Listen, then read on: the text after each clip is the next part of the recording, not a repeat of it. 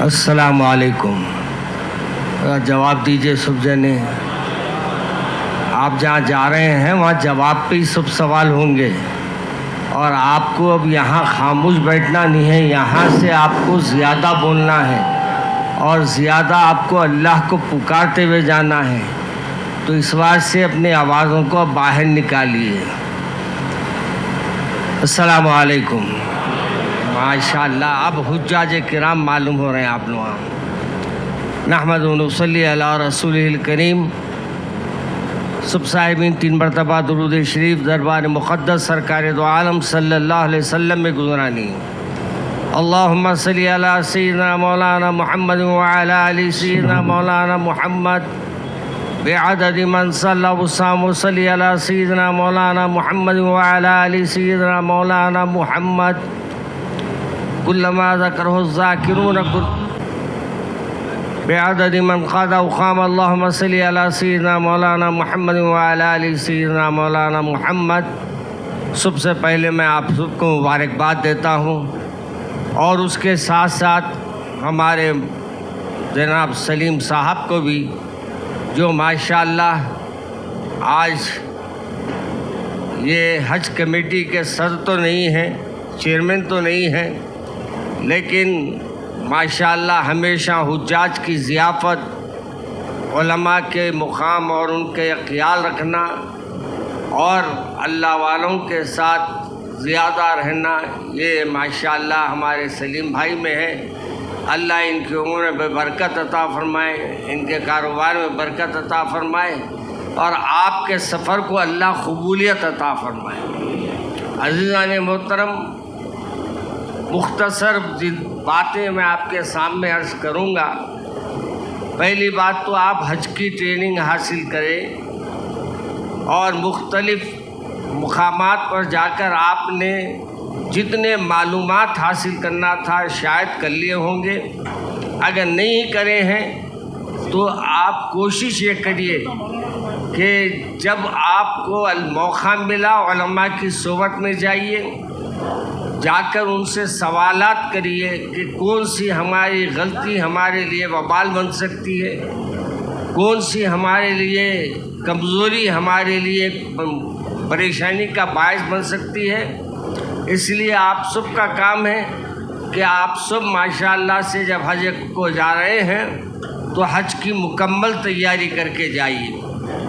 ماشاءاللہ اب آپ کو حج کے 5 دن بھی بتائے جائیں گے، اور مدینہ شریف کی زیارت کا بھی آپ کے سامنے ذکر ہوگا. اور آئیے آپ کا زبانہ تشریف لے کر بات کر.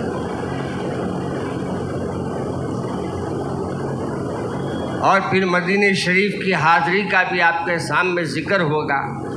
مگر اس سے پہلے میں 2-4 باتیں آپ کو یہ عرض کر دیتا ہوں. یہ عاشقانہ عبادت ہے. حج کیا ہے؟ عاشقانہ عبادت. اور یہاں وہی عمل ہوتے ہیں جو میرے اللہ کو پسند آئے. اس لیے کہا وَتَرَكْنَا عَلَيْهِ فِي الْآخِرِينَ، یعنی یہ ہم نے جو عمل آپ کا پسند آیا ہے اس کو آخرت تک آنے والوں کے لیے چھوڑ دیا ہے. اب آپ روز قیامت تک جو بھی کعبۃ اللہ کو جائے گا وہ عمل تمام کرے گا جو حضرت ابراہیم علیہ السلام نے کیا ہے، جو اسماعیل علیہ السلام نے کیا ہے، اور جو بی بی حاجرہ نے کیا ہے. اور ایک بات ذہن نشین رکھ لیجئے کہ جب آپ کعبۃ اللہ کو جا رہے ہیں تو معلوم ہے آپ کو کہ کعبۃ اللہ کی تعمیر حضرت ابراہیم علیہ السلام نے فرمائی، اس سے پہلے حضرت شیش علیہ السلام نے فرمائی. اور ہاں، جو حضرات باہر بیٹھے ہیں، ہمارے سلیم صاحب کی خواہش ہے وہ اندر آ کے بیٹھے، گرمی کی وجہ سے ان کو تکلیف نہ ہو. الیاس شمسی صاحب اندر آئیے. ہمارے الیاس شمسی صاحب باہر ٹھہرے ہیں، تشریف لائیے. ماشاءاللہ ہر ایک کا ہمارے مجموعہ یہاں جمع ہے. تو میں عرض کر رہا تھا میرے عزیز دوستو کہ آپ کو یہ جو موقع ملا ہے اس کو غنیمت جانیے. اور زیادہ سے زیادہ وقت اپنا کعبۃ اللہ کے لیے لگائیے، ادھر مکے میں لگائیے، ادھر مدینہ شریف میں لگائیے۔ اور دوسری گزارش یہ ہے کہ وہاں بھی کعبۃ اللہ کو دیکھیے، لوگوں کو مت دیکھیے، یہاں جیسے دیکھ لیتے بیٹھ رہے، ہر سامنے والے کو دیکھ رہے، جا رہا سو والا کون ہے، وہاں مت دیکھیے، وہاں جس مقصد کے لیے جا رہے ہیں اس کو دیکھیے۔ کعبے کو دیکھنا عبادت، نماز پڑھنا عبادت، قرآن پاک پڑھنا عبادت، اللہ کا ذکر کرنا عبادت، نماز پڑھنا عبادت، سب عبادت ہے وہاں۔ آپ کچھ نہیں کر کے ایسی کعبۃ اللہ کو دیکھتے بیٹھے، یہ بھی کافی ہو جائے گا آپ کو۔ تو میرے عزیز دوستو، آپ لوگ جو جا رہے ہیں میں سب کو مبارکباد دیتا ہوں، لیکن 2-3 باتیں ذہن میں رکھ لیجئے۔ پہلی بات تو یہ ہے کہ یہ جتنا آپ لوگ کعبۃ اللہ میں جانے کے بعد حج کو جائیں گے، مینا جائیں گے، عرفات جائیں گے اور پھر قربانی دیں گے، یہ سب ایک بی بی حضرت اسماعیل علیہ السلام کی قربانی کا واقعہ ہے۔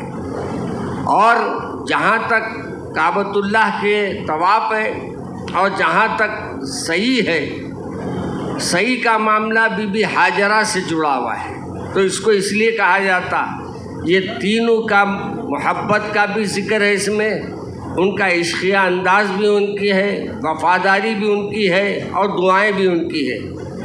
یہ تینوں چیزیں مل کے آپ کا حج مکمل ہوتا ہے۔ پہلے آپ مکہ مکرمہ کو جائیں گے، بعض لوگ مدینہ منورہ کو جائیں گے۔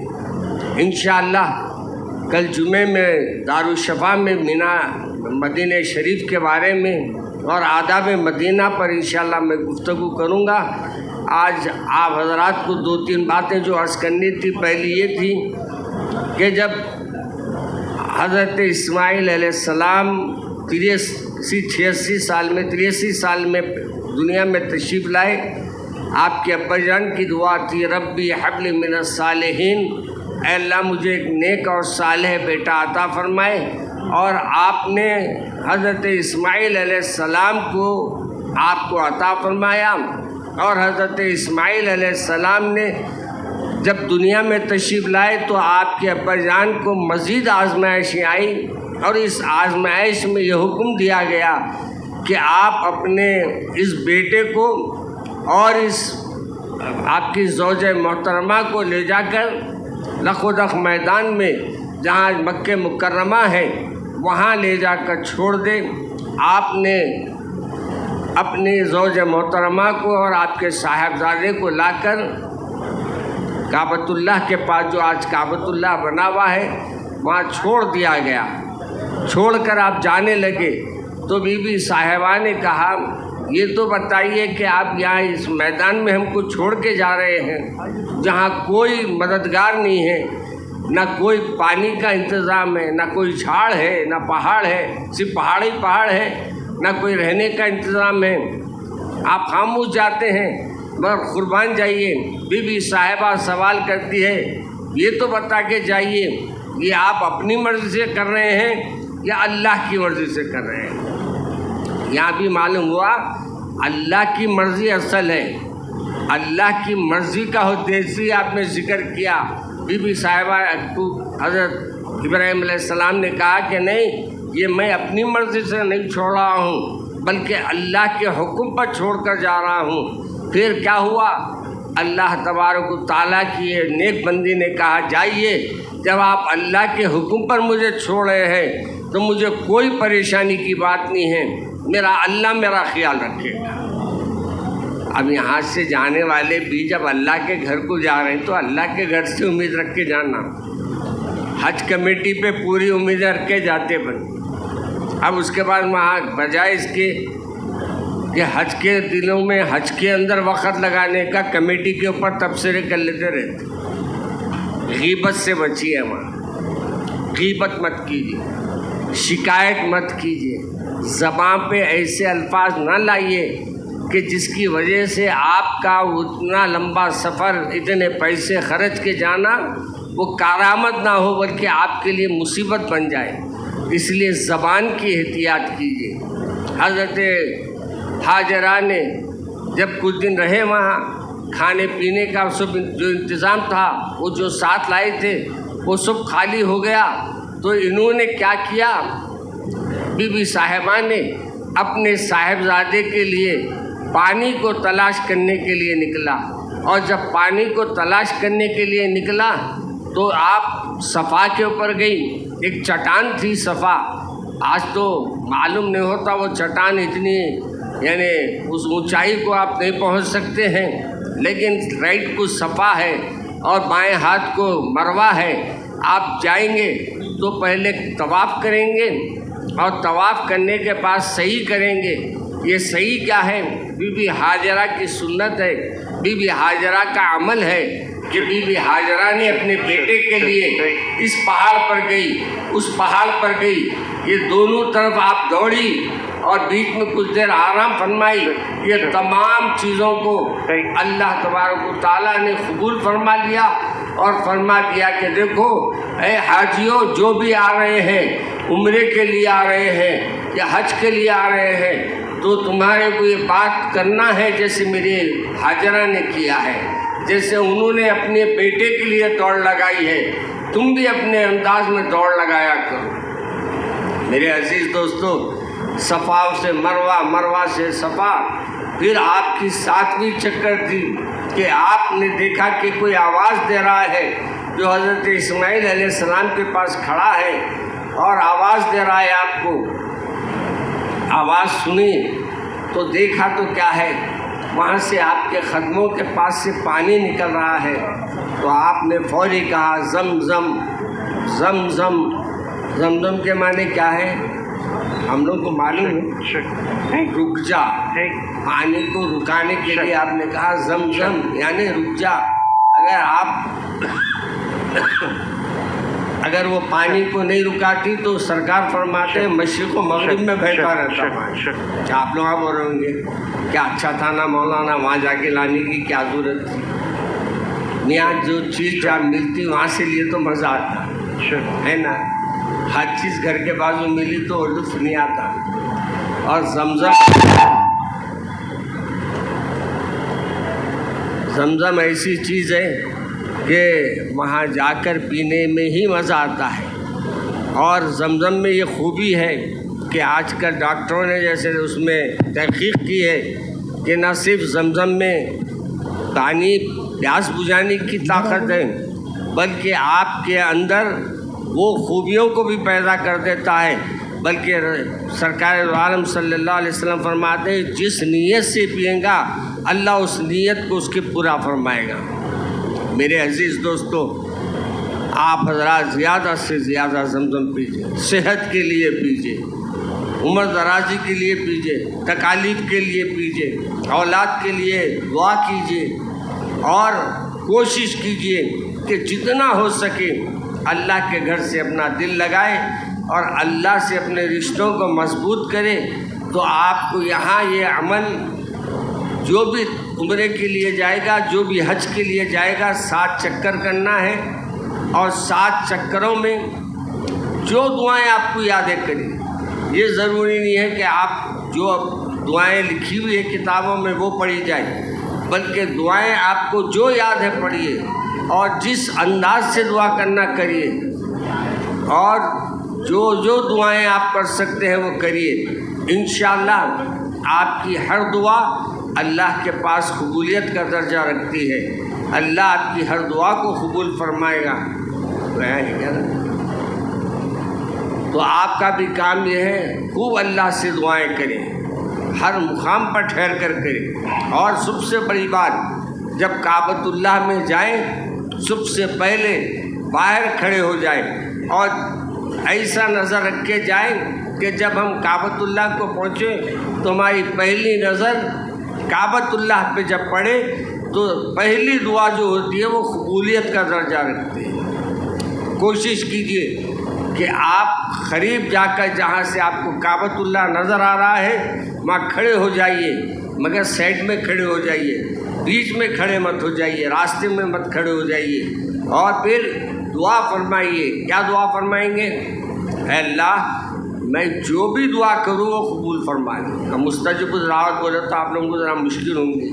اے اللہ جو بھی میں آج کے بعد دعائیں کروں گا اسے قبول فرما لے. آپ یاد رکھیے انشاءاللہ آپ یہ جو جملہ بولیں گے اس کے بعد آپ جب بھی ہاتھ اٹھائیں گے اللہ قبولیت کا درجہ عطا فرمائے گا. اور پھر کعبۃ اللہ میں جائیں گے تو مقام وہاں جائیں گے آپ جہاں سے طواف شروع ہوتا. حجر اسود کے پاس جائیں گے. حجر اسود کے پاس جا کر آپ سلام وہاں سے کعبۃ اللہ کے پاس سے طواف کا سلسلہ شروع کریں گے. اور طواف کے سلسلے میں 7 چکر آپ کو کرنا ہے. اور 7ویں چکر مکمل ہو جائے گی. اور 7ویں چکر مکمل ہونے کے بعد آپ مروہ کے طرف جائیں گے. اور مروہ پہ جا کر صفا پہ جائیں گے اور صفا کے 7 چکر کریں گے. یہ پہلا آپ کا عمرہ مکمل ہو گیا. اب حج کو جا رہے ہیں تو حج کون سا کریں گے؟ اب ماشاءاللہ مولانا آ گئے ہیں آپ کو حج تمتع اور دیگر حج کے بارے میں تفصیلات بتائیں گے. اور اس اثناء میں آپ کو یہ بھی یاد رکھنا ہے کہ ہمارے کو جو اللہ موقع دیا ہے اس کو غنیمت جانیے اور زیادہ سے زیادہ اللہ کے سامنے توبہ کریے، استغفار کریے، اللہ سے مناجات کیجیے، اکیلے بیٹھیے اور اللہ سے دعائیں مانگتے رہیے. انشاءاللہ اللہ آپ کی اٹھے ہوئے ہاتھوں کو خالی نہیں لوٹائے گا. آپ کے ہاتھ اٹھے ہیں اور خالی نیچے آنے سے پہلے اللہ تبارک و تعالیٰ قبولیت کا درجہ عطا فرما دے گا. تو آپ لوگوں کو گزارش ہے خوب دعا کیجیے. اور دوسری گزارش یہ ہے کہ اپنے سفر میں اپنے کوشش کیجیے کہ اپنا سامان کم سے کم رکھے، ورنہ سامان کے طرف دماغ رہے گا تو کوئی ہم عبادت کے اندر ہمارا دل نہیں رہے گا. اور یہ بھی کوشش کیجیے کہ زیادہ بازاروں میں مت جائیے. آج کل ہر آدمی پہلے بازار جاتا ہے. بازار کو جا کر اپنا وقت برباد مت کیجیے.